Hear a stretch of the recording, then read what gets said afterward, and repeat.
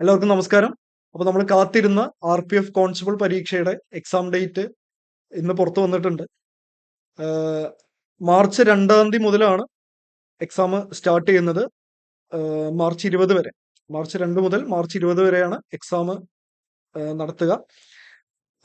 അപ്പോ ഇനി ഈ ഒരു ഡേറ്റിൽ കാര്യമായ ഒരു ചേഞ്ച് ഒന്നും ആരും പ്രതീക്ഷിക്കേണ്ട. കാരണം SSC GD പരീക്ഷ ഫെബ്രുവരി 4 മുതൽ സ്റ്റാർട്ട് ചെയ്യണം. GD കഴിഞ്ഞു കഴിഞ്ഞാൽ ഏറ്റവും പ്രധാനപ്പെട്ട SSC അല്ലെങ്കിൽ റെയിൽവേയുടെ എക്സാം എന്ന് പറയുന്നത് RPF തന്നെയാണ്. ഇനി ഇത് കഴിഞ്ഞിട്ട് വേണം NTPC അതേപോലെ ഗ്രൂപ്പ് ഡി തുടങ്ങിയ പരീക്ഷകളൊക്കെ നടത്താൻ. അപ്പൊ എന്തായാലും കറക്റ്റ് സമയത്ത് തന്നെ എക്സാം ഈ പറഞ്ഞ ഡേറ്റിൽ തന്നെ നടക്കാൻ സാധ്യതയുണ്ട്.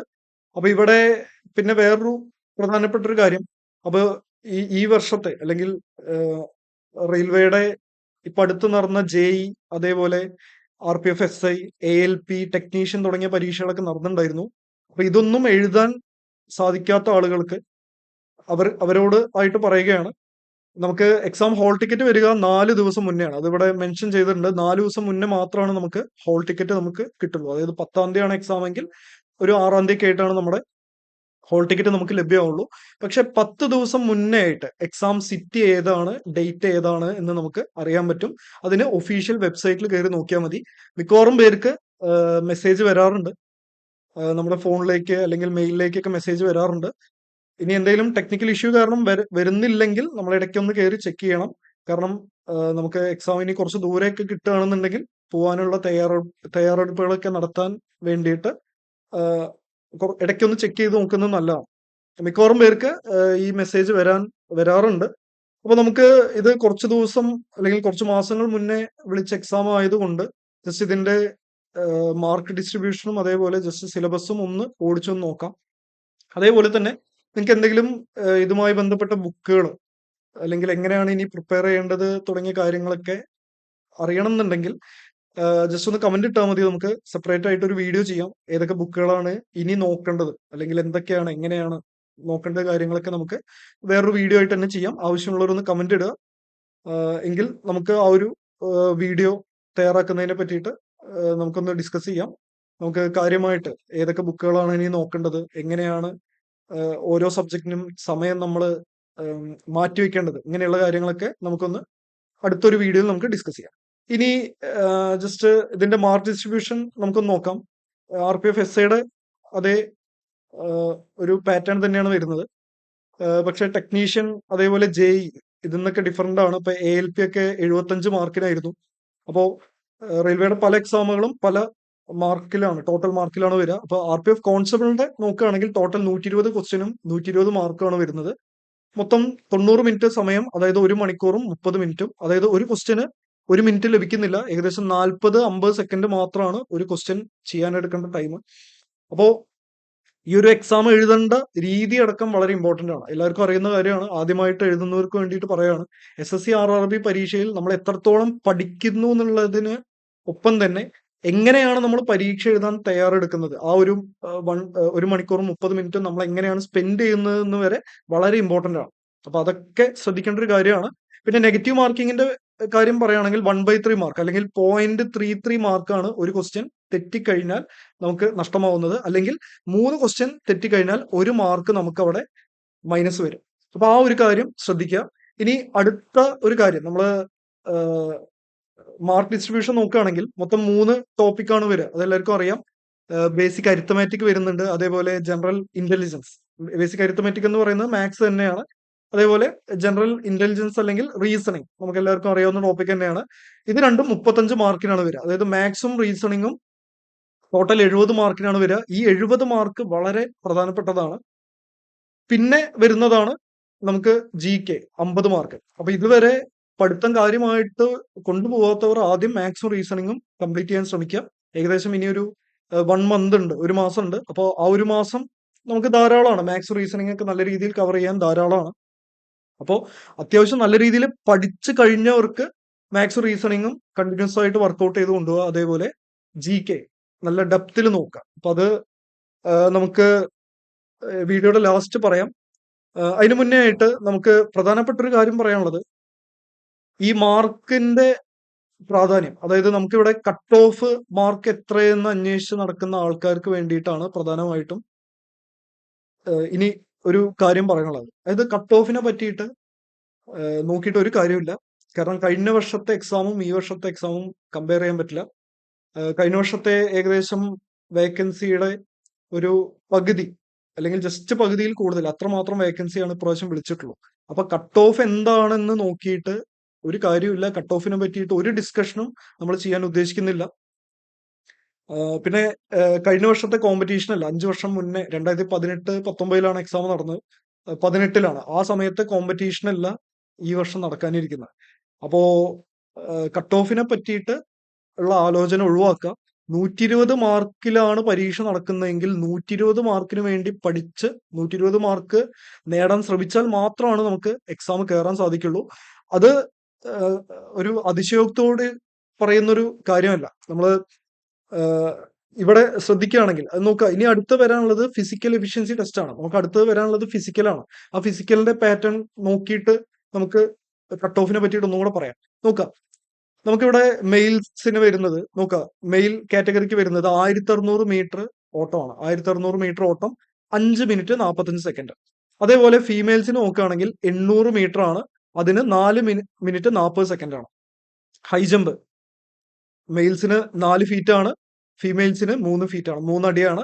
ലോങ് ജമ്പ് ആണെങ്കിൽ 14 ഫീറ്റ് ആണ് ആൺകുട്ടികൾക്ക്, 9 ഫീറ്റ് ആണ് പെൺകുട്ടികൾക്ക്. നിങ്ങളിവിടെ ആ ഒരു ചാൻസുകളുടെ എണ്ണം കൂടെ പറയാം. നമുക്കിവിടെ ഓട്ടത്തിന് കിട്ടുന്നത് ഒരേ ഒരു ചാൻസ് ആണ്. ഹൈ ജമ്പിനും ലോങ് ജമ്പിനും ഒരു ചാൻസ് പോയി കഴിഞ്ഞാലും വീണ്ടും ഒരു ചാൻസും കൂടെ നമുക്ക് ലഭിക്കും. അപ്പോൾ നിങ്ങൾ ഈ ഫിസിക്കലൊക്കെ അത്യാവശ്യം പ്രിപ്പയർ ചെയ്യുന്നവർക്ക് ഈ ഒരു കാര്യം കണ്ടാൽ തന്നെ നിങ്ങൾക്ക് ഏകദേശം കാര്യങ്ങൾ മനസ്സിലാവും. അതായത് എത്രത്തോളം എഫേർട്ട് എടുക്കണം. അതൊരു ആവറേജ് ആയിട്ടുള്ള, നമ്മൾ ഫിസിക്കലി അത്യാവശ്യം ഫിറ്റ് ആയിട്ടുള്ള ആളുകളുടെ കാര്യമല്ല പറയുന്നത്. മിക്കവാറും പേര് ഒരു ആവറേജ് ലെവലിൽ നിൽക്കുന്ന ആളുകളായിരിക്കും. എക്സാം ഇനി പാസ്സായിട്ട് ഫിസിക്കൽ പ്രാക്ടീസ് ചെയ്യാൻ നിൽക്കുന്ന ആളുകളായിരിക്കും. അപ്പോ ഈ എക്സാമിന്റെ റിസൾട്ട് വന്നിട്ട് നമുക്ക് ഫിസിക്കലിന് വേണ്ടി ലഭിക്കുക ദിവസങ്ങളായിരിക്കും. ഒരു 20 ദിവസം അല്ലെങ്കിൽ 20 to 30 ദിവസമൊക്കെയാണ് ചിലപ്പോൾ നമുക്ക് ഫിസിക്കലിന് വേണ്ടി കിട്ടുള്ളൂ. അപ്പൊ ഒരു ആവറേജ് ആയിട്ട് ഫിസിക്കൽ ഫിറ്റ്നസ് ഉള്ള ആളുകൾക്ക് ഈ ഒരു സമയം കൊണ്ട് നമുക്ക് ഈ പറയുന്ന 3 ഐറ്റംസ് നമുക്ക് കിട്ടാൻ സാധിക്കില്ല. നമുക്ക് കിട്ടില്ല. അപ്പൊ അതിന് വേണ്ടിയിട്ട് നമ്മൾ എക്സാം എഴുതി കഴിഞ്ഞിറങ്ങുന്ന ആ ഒരു എക്സാം ഹാളിൽ നിന്ന് പുറത്തിറങ്ങുന്ന സമയത്ത് തന്നെ നമുക്ക് ഉറപ്പ് വേണം. നമ്മൾ ഈ എക്സാം കയറിയിട്ടുണ്ട് എന്ന് നമുക്കൊരു ഉറപ്പ് വേണം. എങ്കിൽ മാത്രമാണ് എക്സാം എഴുതി വന്നിട്ട് നമുക്ക് പിറ്റേ ദിവസം മുതൽ ഫിസിക്കല് നമുക്ക് സ്റ്റാർട്ട് ചെയ്യാൻ പറ്റുള്ളൂ. അപ്പൊ ആ ഒരു ഉറപ്പ് കിട്ടണം എന്നുണ്ടെങ്കിൽ നമ്മൾ 120-ൽ 120 മാർക്കിന് പഠിക്കണം. എക്സാം എഴുതി കഴിഞ്ഞിട്ട് നമുക്ക് ഒരു 100 അല്ലെങ്കിൽ 110 മാർക്ക് കിട്ടുന്ന നമുക്കൊരു തോന്നൽ ഉണ്ടെങ്കിൽ മാത്രമാണ് നമ്മൾ 100% ഡെഡിക്കേഷനോട് കൂടിയിട്ട് നമുക്ക് ഫിസിക്കൽ പ്രിപ്പറേഷൻ ചെയ്യാൻ സാധിക്കുള്ളൂ. അപ്പൊ അതിന് വേണമെന്നുണ്ടെങ്കിൽ നമ്മളിപ്പോ കഴിഞ്ഞ വർഷത്തെ കട്ട് ഓഫ് ഒരു 70 അല്ലെങ്കിൽ 80 വന്നതെങ്കിൽ ഈ മാർക്കിന് വേണ്ടി പഠിച്ചിട്ട് നമുക്ക് കാര്യമില്ല. നമ്മൾ 120 മാർക്കിന് വേണ്ടി പഠിച്ചാൽ മാത്രമാണ് നമുക്ക് ഈ ഒരു നമുക്ക് വേണ്ട 100, 110 മാർക്ക് കിട്ടാൻ കിട്ടുള്ളൂ.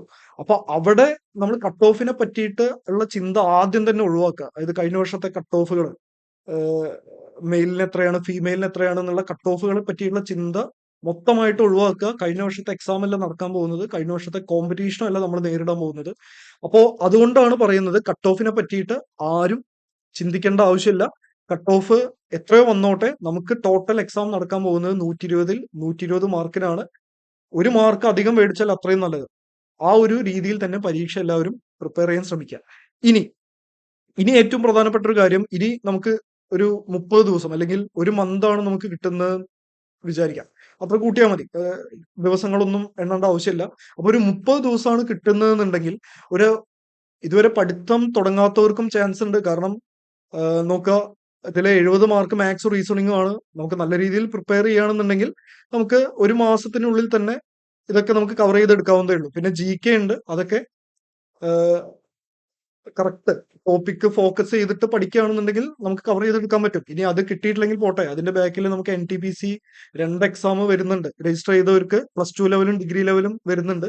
ഗ്രൂപ്പ് ഡി ഇപ്പൊ വിളിച്ചിട്ടുണ്ട്. ഗ്രൂപ്പ് ഡി കൊടുക്കേണ്ടവർക്ക് ഗ്രൂപ്പ് ഡി കൊടുത്തിട്ട് ഇപ്പൊ തന്നെ ഇതിന്റെ കൂട്ടത്തിൽ തന്നെ പഠിച്ചു തുടങ്ങാം. സെയിം സിലബസ് ആണ്. മാത്സ്, റീസണിങ്, GK കൂടെ കുറച്ച് സയൻസും കൂടെ വരും. സയൻസും നമുക്ക് RPF ന് പഠിക്കാനുള്ളതാണ്. അപ്പൊ ഇതിന്റെ നമുക്ക് കറക്റ്റ് ആയിട്ടുള്ള ഒരു എങ്ങനെ പഠിക്കണം ഇങ്ങനെയുള്ള കാര്യങ്ങളൊക്കെ നമുക്ക് വിശദമായിട്ട് അടുത്ത ഒരു വീഡിയോയിൽ നമുക്ക് നിങ്ങൾ ആവശ്യപ്പെടുകയാണെന്നുണ്ടെങ്കിൽ നമുക്ക് ചെയ്യാം. ആഹ് അപ്പൊ ഇവിടെ നമ്മൾ നോക്കുകയാണെന്നുണ്ടെങ്കിൽ സിലബസിന്റെ കാര്യം പറഞ്ഞു, മാത്സ്, റീസണിങ് അങ്ങനത്തെ കാര്യങ്ങളൊക്കെ പറഞ്ഞു. നോക്കുക ഇവിടെ ജി കെയുടെ കാര്യം പറയുകയാണെന്നുണ്ടെങ്കിൽ നിങ്ങൾ മാത്സ്, റീസണിങ് ഇതിന്റെ കറക്റ്റ് ആയിട്ടുള്ള സിലബസ് നമുക്ക് ഒഫീഷ്യൽ ആയിട്ട് തന്നെ കിട്ടും. അല്ലെങ്കിൽ ക്വാണ്ടിറ്റേറ്റീവ് ആപ്റ്റിറ്റ്യൂഡ് SSC RRBയുടെ മാത്സിൽ വരുന്ന എല്ലാ ടോപ്പിക്കുകളും പഠിക്കാൻ ശ്രമിക്കുക. അതായത് നമുക്ക് കോർ ടോപ്പിക്കുകളായിട്ടുള്ള പെർസെൻറ്റേജ്, റേഷ്യോ, അതേപോലെ speed, train, time and work ഇങ്ങനെയുള്ള ടോപ്പിക്കുകൾ കൂടാതെ തന്നെ മീന്, മീഡിയം അങ്ങനെയുള്ള ടോപ്പിക്കുകൾ, ട്രിഗണോമെട്രിയുടെ ഒക്കെ ബേസിക്സ്, ആൾജിബ്രയുടെ ബേസിക്സ് ഇങ്ങനെയുള്ള കാര്യങ്ങളൊക്കെ പഠിച്ചെടുക്കാൻ നോക്കുക. അതേപോലെ reasoning verbal and non verbal must ആയിട്ട് പഠിച്ചിരിക്കണം. നമുക്ക് വെർബലും നോൺ വെർബലൊക്കെ എന്താണെന്ന് എല്ലാവർക്കും അറിയാമെന്ന് വിചാരിക്കുന്നു. ഇത് രണ്ടും മുഴുവനായിട്ട് SSC റെയിൽവേക്ക് എന്തൊക്കെയാണ് ചോദിക്കാൻ സാധ്യതയുള്ള എല്ലാത്തിന്റെയും ആവറേജ് ടു മീഡിയം ലെവൽ നിർബന്ധമായിട്ടും പഠിച്ചിരിക്കണം. ടഫ് ആയിട്ടുള്ള ക്വസ്റ്റ്യൻസ് പഠിക്കുകയാണെങ്കിൽ അത്രയും നല്ലത്. കാരണം എക്സാം ടൈറ്റ് ആക്കാൻ സാധ്യതയുണ്ട്. 120ൽ ഒരു 20 ചോദ്യം ടഫ് ആക്കാൻ സാധ്യതയുണ്ട്. ആ 20 ചോദ്യങ്ങളായിരിക്കും റാങ്ക് മേക്കിംഗ് ആയിട്ടുള്ള ചോദ്യങ്ങൾ. ആ 20 ചോദ്യങ്ങളായിരിക്കും ആരാണ് ലിസ്റ്റിൽ വരേണ്ടത് എന്ന് തീരുമാനിക്കാൻ പോകുന്ന ചോദ്യങ്ങൾ. അപ്പോ സിമ്പിളും ആവറേജും മാത്രമല്ല, സിമ്പിൾ ആയിട്ടുള്ള ചോദ്യങ്ങളും ആവറേജ് ആയിട്ടുള്ള ചോദ്യങ്ങളും മാത്രമല്ല, ടഫ് ആയിട്ടുള്ള ചോദ്യങ്ങളും കൂടെ അല്ലെങ്കിൽ അഡ്വാൻസ്ഡ് ആയിട്ടുള്ള ചോദ്യങ്ങളും കൂടെ പഠിക്കാൻ ശ്രമിക്കുക. പിന്നെ GKയുടെ കാര്യം പറയുകയാണെന്നുണ്ടെങ്കിൽ നോക്കുക, നമ്മൾ മാത്സും റീസണിങ്ങും മുഴുവൻ സ്കോർ ചെയ്ത് കഴിഞ്ഞാലും റീസണിങ് എല്ലാ ടോപ്പിക്കും, ഇത് റെയിൽവേ എന്തൊക്കെ ടോപ്പിക്കാണോ GKയിൽ നിന്ന് ചോദിക്കാൻ സാധ്യത അതെല്ലാം പഠിച്ചിട്ടുണ്ടാവണം. അതായത് നോക്കുക, നമുക്ക് അതായത് നിങ്ങൾ മാത്സും റീസണിങ്ങും എത്രത്തോളം നിങ്ങൾ നന്നായി പഠിക്കുന്നോ അത്രത്തോളം GKയിൽ നിന്ന് നമുക്ക് കുറച്ച് കുറവ് മേടിച്ചാലും മതി. അപ്പോൾ എല്ലാത്തിന്റെയും ബേസിക് ആയിട്ടുള്ള ചോദ്യങ്ങൾ പഠിക്കുക, അതാണ് ഏറ്റവും ഇമ്പോർട്ടന്റ്. അതായത് GKയിലെ ഏറ്റവും ബേസിക് ആയിട്ടുള്ള ഇപ്പൊ ഹിസ്റ്ററി റിപ്പീറ്റഡ് ആയിട്ട് ചോദിക്കുന്ന ചോദ്യങ്ങൾ, കോൺസ്റ്റിറ്റ്യൂഷൻ, അതേപോലെ സയൻസ്, സ്റ്റാറ്റിക് GK ഏറ്റവും ഇമ്പോർട്ടന്റ് ആയിട്ടുള്ള ടോപ്പിക്കുകളൊന്ന് സ്റ്റാറ്റിക് GK, ഇതുമായി ബന്ധപ്പെട്ട ഏറ്റവും ഫണ്ടമെന്റൽ ആയിട്ട് ചോദിക്കുന്ന കറണ്ട് അഫയർ, ഇതെല്ലാം ആദ്യത്തെ ഒരു ഓട്ടത്തിൽ പഠിച്ചു തീർക്കുക, ആദ്യത്തെ ഒരു റൗണ്ടിൽ പഠിച്ചു തീർക്കുക. എന്നിട്ട് മീഡിയത്തിലേക്കും സമയമുണ്ടെങ്കിൽ അഡ്വാൻസിലേക്കും പോവാം. പക്ഷെ നിങ്ങൾ എല്ലാ ടോപ്പിക്കും കവർ ചെയ്യാതെ പോവരുത്. കാരണം എല്ലാ ടോപ്പിക്കിൽ നിന്നും കവർ ചെയ്താൽ മാത്രമാണ് നമുക്ക് മാക്സിമം മാർക്ക് സ്കോർ ചെയ്യാൻ പറ്റുള്ളൂ. നമുക്ക് ഏറ്റവും ഇഷ്ടപ്പെട്ട ടോപ്പിക്കുകൾ പഠിച്ചിട്ട് നമുക്ക് സ്കോർ ചെയ്യാൻ പറ്റുന്ന ഒരു എക്സാം അല്ല റെയിൽവേയുടെ എക്സാം എന്ന് പറയുന്നത്. അതായത് ഇപ്പൊ നമുക്ക് മറ്റുള്ള എക്സാം പോലെ 100ൽ 60ഓ 65ഓ കട്ട് ഓഫ് പ്രതീക്ഷിച്ചിട്ട് നമുക്ക് ഈ ഒരു എക്സാം നമുക്ക് എഴുതാൻ പറ്റില്ല. അപ്പൊ അതുകൊണ്ടാണ് പറയുന്നത് മാക്സിമം ടോപ്പിക്ക് കവർ ചെയ്യാൻ ശ്രമിക്കുക. ടോപ്പിക്കുകളൊക്കെ ഒരു നോട്ടിൽ വൃത്തിയായിട്ട് എഴുതിയെടുത്തിട്ട് കഴിയുന്നതോടുകൂടെ അത് മാർക്ക് ചെയ്ത് നമ്മൾ ടിക്ക് ചെയ്ത് പോവുക. അപ്പൊ അങ്ങനെയൊക്കെ പഠിച്ചു കഴിഞ്ഞാൽ മാത്രമാണ് നമുക്ക് ഈ ഒരു എക്സാം ക്രാക്ക് ചെയ്യാൻ പറ്റുള്ളൂ. ഇനി ഇതിന് വേണ്ട ബുക്കുകൾ കാര്യങ്ങളൊക്കെ നമുക്ക് അടുത്തൊരു വീഡിയോയിൽ പറയാം.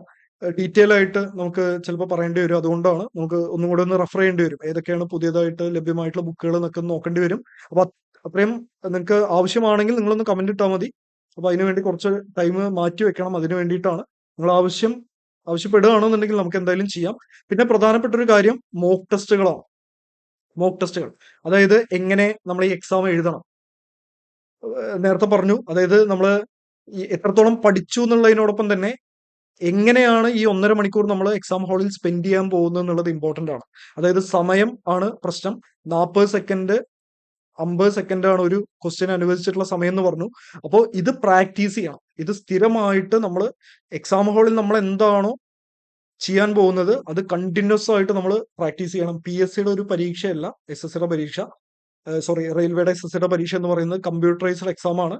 അപ്പോൾ അവിടെ നമുക്ക് ടൈം മാനേജ്മെന്റ് വളരെ പ്രധാനപ്പെട്ട ഒരു കാര്യമാണ്. ടൈം മാനേജ്മെന്റ് നമ്മൾ ഒരു മോക്ക് എഴുതുന്ന സമയത്ത് മാത്രമാണ് നമുക്ക് എങ്ങനെയാണ് സമയം മാനേജ് ചെയ്യേണ്ടത്, അല്ലെങ്കിൽ നമ്മുടെ മിസ്റ്റേക്ക് എങ്ങനെയാണെന്ന് തിരിച്ചറിയാൻ ടൈം മാനേജ്മെന്റ്, അതേപോലെ മോക്ക് ടെസ്റ്റുകൾ വളരെ ഇമ്പോർട്ടന്റ് ആണ്. അപ്പൊ അത് മനസ്സിലാവണമെന്നുണ്ടെങ്കിൽ നമ്മൾ കണ്ടിന്യൂസ് ആയിട്ട് മോക്ക് എഴുതണം. അപ്പോ നമുക്ക് ഒരുപാട് ആപ്പുകളൊക്കെ അവൈലബിൾ ആണ്. ഇപ്പൊ മലയാളത്തിൽ ഒരുപാട് ആപ്പുകൾ ഉണ്ട്, നിങ്ങൾക്ക് അത് പർച്ചേസ് ചെയ്യാം. അല്ലെങ്കിൽ ഇംഗ്ലീഷിൽ എക്സാം എഴുതി പരിചയമുള്ളവർക്ക് അഡ്ഡ 247 എന്ന് പറയുന്ന ആപ്പ് ഉണ്ട്. നമ്മൾ ഓൾ ഇന്ത്യയിൽ വളരെ ഫേമസ് ആയിട്ടുള്ള ഒരു ആപ്പാണ്. അതേപോലെ ടെക്സ്റ്റ് ബുക്ക് എന്ന് പറയുന്ന ഒരു ആപ്പ് അവൈലബിൾ ആണ്. ഒലീവ് ബോർഡ് എന്ന് പറയുന്ന ഒരു ആപ്പ് ഉണ്ട്. ഒലീവ് ബോർഡ് എന്നൊക്കെ പറഞ്ഞു കഴിഞ്ഞാൽ കുറച്ചും കൂടെ എക്സാം ടഫ് ആയിട്ടുള്ള ക്വസ്റ്റ്യൻസ് ആണ് ഒലീവ് ബോർഡിലൊക്കെ ഉണ്ടാവുക. അപ്പോ Adda text book, olive board, ഇതിലെല്ലാം ഓരോ ടെസ്റ്റുകൾ ഫ്രീ ആയിട്ടുണ്ടാവും. അപ്പോൾ ഈ ടെസ്റ്റുകൾ ഒന്ന് ചെയ്ത് നോക്കിയിട്ട് നിങ്ങളുടെ താല്പര്യപ്രകാരം നിങ്ങൾ പർച്ചേസ് ചെയ്താൽ മതി. അപ്പൊ നമുക്ക് ഇനി കൂടുതലായിട്ട് എന്താണ് ബുക്കുകൾ എന്താണ്, അല്ലെങ്കിൽ എങ്ങനെയാണ് മാർക്ക് ഡിസ്ട്രിബ്യൂഷൻ വരുന്നത്, ഏത് ടോപ്പിക്കിനാണ് നമ്മൾ കുറച്ച് അധികം പ്രാധാന്യം കൊടുക്കേണ്ടത്, ഇങ്ങനെയുള്ള കാര്യങ്ങളൊക്കെ നമുക്ക് അടുത്ത വീഡിയോയിൽ നമുക്ക് ഡിസ്കസ് ചെയ്യാം. ഈ ഒരു വീഡിയോയുടെ താഴെയായിട്ട് നമ്മുടെ ടെലിഗ്രാം ഗ്രൂപ്പിന്റെ ലിങ്ക് കൊടുത്തിട്ടുണ്ട്. അപ്പൊ എല്ലാ ദിവസവും റെയിൽവേ പരീക്ഷയ്ക്ക് വരാൻ സാധ്യതയുള്ള ക്വസ്റ്റ്യൻസ് ഒക്കെ നമ്മൾ പോളായിട്ട് ഇടാറുണ്ട്. അപ്പോൾ എല്ലാവരും നന്നായിട്ട് പഠിക്കുക. നിങ്ങൾക്ക് എന്തെങ്കിലും RPF എക്സാമുമായി ബന്ധപ്പെട്ട സംശയങ്ങളോ അല്ലെങ്കിൽ ഏതെങ്കിലും ടോപ്പിക്കുകൾ നിങ്ങൾക്ക് അത്യാവശ്യമായിട്ട് വീഡിയോ വേണമെന്നുണ്ടെങ്കിൽ ഈ വീഡിയോയുടെ അടിയിൽ നിങ്ങൾക്ക് കമന്റ് ആയിട്ട് ഇടാം. അപ്പൊ എല്ലാവർക്കും ഓൾ ദ ബെസ്റ്റ്.